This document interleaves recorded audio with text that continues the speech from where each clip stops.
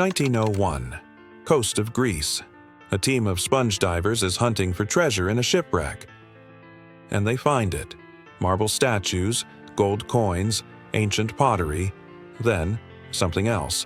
A lump of corroded bronze, covered in barnacles, falling apart. They almost threw it away, but when it dried, they saw something impossible. They saw gears, dozens of them, interlocking, precise, advanced. Gears that shouldn't exist for another 1,400 years. This was 2,000 years old, and it was a computer.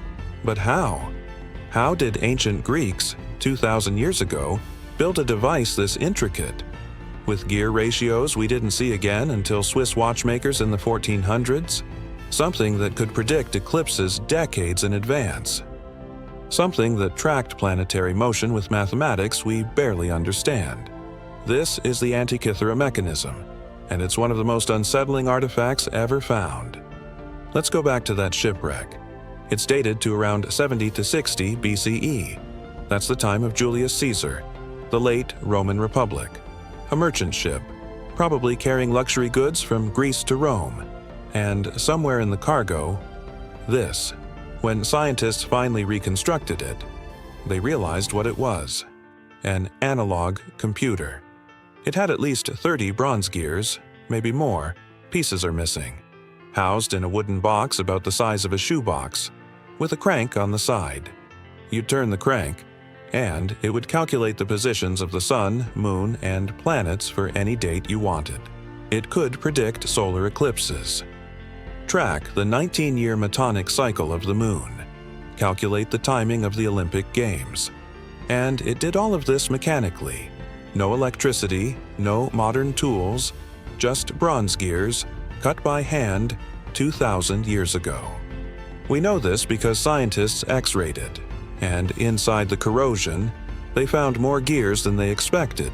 Layers of complexity, mathematical precision, gear teeth cut so accurately that they mesh perfectly after 2,000 years underwater. And there's writing on it. Thousands of tiny Greek letters, an instruction manual, explaining how to use it. Which means this wasn't a one-off experiment. This was technology people actually used. Here's the problem. This level of gear technology, it doesn't show up again in history until the 1300s. 1,400 years later, European clockmakers in Switzerland and Germany start making gear-driven astronomical clocks, and historians say this is the birth of mechanical engineering. Except the Greeks did it 1,400 years earlier, and then the knowledge disappeared. We knew the Greeks were brilliant. They invented philosophy, democracy, advanced mathematics. They calculated the size of the Earth and got it almost exactly right. They understood planetary motion, eclipses, geometry, but we thought they only knew theory. The Antikythera Mechanism proves they could build it too. So where are the others?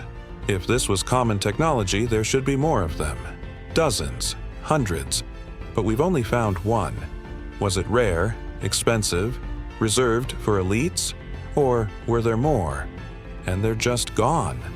Bronze gets recycled, melted down for weapons, coins, other tools. What if there were libraries of these devices, and we melted them all? Here's what keeps historians up at night. If the Greeks could build this, what else could they build that we don't know about? What other technologies existed and vanished? The Library of Alexandria burned. Entire civilizations collapsed. Wars, invasions, the fall of Rome. How much knowledge just disappeared?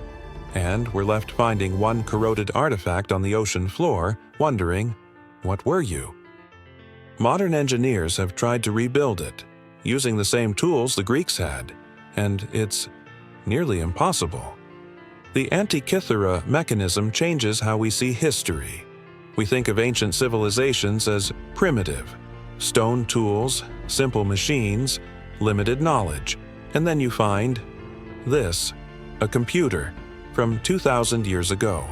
It's like finding a smartphone in a Viking tomb. It doesn't fit, and when something doesn't fit, it forces you to rethink everything. It makes you wonder, what else did ancient civilizations know? The Egyptians moved 80-ton stones with ropes and ramps.